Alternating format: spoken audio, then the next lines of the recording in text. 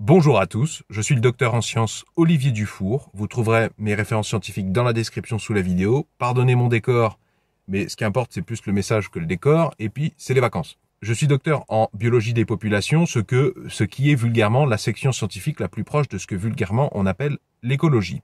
Je fais un énième épisode de la série débunkage du réchauffement climatique, parce que je voudrais porter à votre connaissance un message des informations qui à ma connaissance ne sont personne d'autre n'en a parlé sur YouTube, et c'est ma responsabilité en tant que personne qui a reçu une instruction de qualité universitaire, on parle quand même d'un doctorat, en tant que citoyen français qui a eu la chance de pouvoir suivre des enseignements de qualité pendant longtemps, je voudrais me joindre à l'effort collectif de réflexion autour des taxes qui ont eu lieu en 2019 sur les carburants, la TICPE.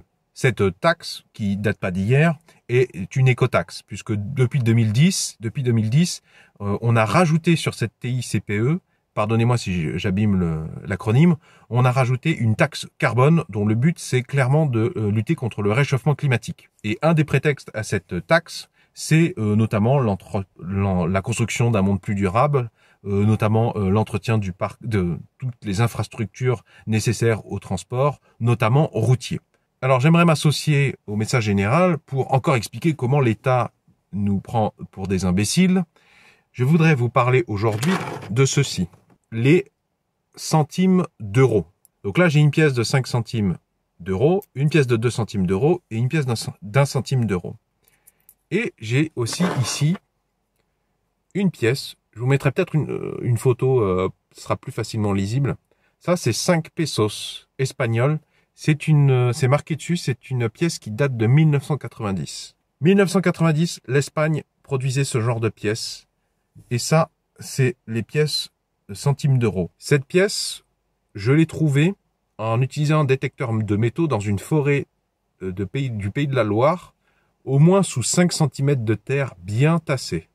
Elle a été produite en 1990, ça fait des années qu'elle est sous terre, sous au moins 5 cm de terre dans une forêt. Elle est intacte. Elle est intacte. Elle est parfaitement utilisable. Elle n'est pas oxydée. Elle a duré. On peut l'utiliser tout de suite. Je peux l'utiliser sur un marché espagnol de 1990. Pourquoi? Eh bien parce que c'est un alliage entre du cuivre et un autre métal qui fait que ça s'oxyde très très peu. Éventuellement, la surface peut changer légèrement de couleur, mais la teneur en cuivre et sa constitution, l'alliage de métal est inoxydable. On va parler maintenant de l'Union européenne. Alors moi, je suis un euro enthousiaste. Hein. Moi, je trouve ça super chouette d'essayer de créer une fédération d'États. J'ai vécu en Espagne. J'ai vu, parce qu'à l'époque où j'ai vécu en Espagne, je fais partie de mes études, j'ai vu les gens qui touchaient 600 € par mois, qui travaillaient dur, voire plus dur que en France, et qui touchaient quasiment 2 fois moins. Donc là, on est en 2020. On est en septembre 2020, et je sais que le SMIC a été remonté en Espagne et bien ailleurs. Je trouve ça très bien. Donc je dis pas ça, la critique que je vais faire, c'est pas parce que je suis un eurosceptique. Hein. Je suis même prêt à pardonner des choses, à ne pas trop regarder. Mais alors là, il faudrait qu'on parle quelque chose quand même.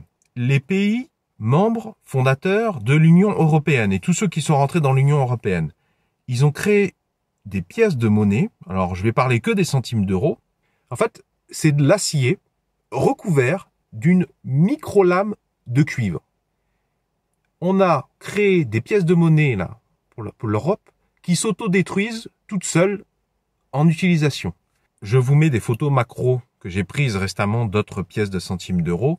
Ces pièces que vous voyez actuellement, elles ont été oubliées dans un garage pendant quelques semaines.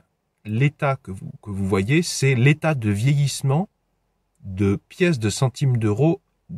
On parle de l'ordre de la semaine dans un garage couvert, avec une humidité de garage d'atelier, quoi, ou des pièces abandonnées sur une terrasse couverte d'un appartement, donc un peu exposées aux intempéries. Donc pour résumer, l'Espagne, en 1990, produit des pièces qui peuvent durer des dizaines d'années, des décennies enterrées dans le sol, parce que c'est inoxydable. Et nous, la fédération d'États, on parle de la France, l'Allemagne, l'Italie, l'Espagne, et j'en oublie bien d'autres, c'est quand même pas rien en termes de civilisation culturelle, technologique. C'est quand même Ariane Group, Ariane Espace. On dit on n'est pas censé être le cloaque du monde. On est quand même une fédération d'États qui s'est regroupée pour devenir plus fort, ensemble pour mettre plus d'argent dans les plus gros projets, Cadarache, ITER, le CNES, l'accélérateur de particules et tout, et on a créé une monnaie qui s'auto-détruit toute seule. Et attends, c'est pas le pire. Tous les Français, là, tous les Européens, là, qui mettent des pièces là dans leur porte-monnaie, les pièces entre elles-mêmes, elles s'entrechoquent. Et comme la pellicule de cuivre, elle est ultra mince, eh ben, ça suffit à faire partir le cuivre. Et donc, tu as l'acier, là, le métal parfaitement ferromagnétique et oxydable, et ben voilà, qui se retrouve microscopiquement exposé à l'humidité. J'aime autant dire que dans un porte-monnaie, dans un sac à main, il y a toujours de l'humidité, voire même que ça a tendance à s'accumuler. Et ben ça y est, c'est le début de l'autodestruction. Je ne sais pas si vous vous rendez compte, il y a 2000 ans, l'Empire romain était capable de faire des pièces qui perdurent pendant des siècles. Tu peux les enterrer, il n'y a pas de problème, on leur tombe encore maintenant. Et nous, la Fédération d'États européens, on a créé ça. Et on vient nous dire aux Français, on va vous taxer plus sur le carburant pour construire un monde meilleur, pour entretenir, pour augmenter la durabilité de nos sociétés. Mais moi, je suis absolument pas d'accord. Si vous voulez récupérer de l'argent, vous avez qu'à récupérer l'argent que vous avez mis là-dedans et sanctionner les personnes qui sont responsables de ces choix techniques. Je vais vous donner des chiffres. D'après la Banque Centrale Européenne, au 1er janvier 2020, ces pièces-là, si on additionne les pièces de 1, de 2 et de 5 centimes, de tête, il y en a plus de 85 millions qui ont été produites. Je vous mets la source dans la description sous la vidéo. Pour une valeur de presque 2 milliards d'euros.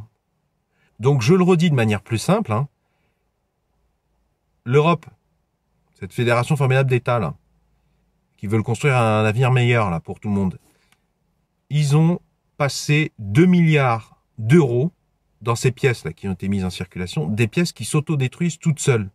Faites le test d'ailleurs chez vous, abandonnez dans des garages, vérifiez, vous allez voir qu'effectivement ça vieillit très très mal et ça s'autodétruit. Donc moi je demande des justifications, je demande que les gens qui ont produit ces merdes soient sanctionnés et que si on doit récupérer de l'argent, plutôt que de faire suer les gens en les ponctionnant sur les carburants, on aille taper dans le portefeuille de ces gens-là.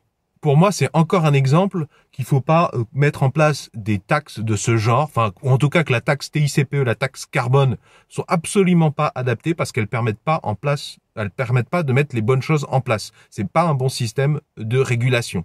Si c'est pour faire des choses d'aussi mauvaise qualité et de reculer de 2000 ans en termes de durabilité sur les objets, non, ça vaut pas le coup de ponctionner de l'argent aux gens comme ça. Il vaut mieux laisser l'argent aux gens et leur laisser créer des choses durables. Puisque visiblement l'État et les regroupements d'États tels que l'Europe, la communauté européenne, ben visiblement ça les dépasse complètement.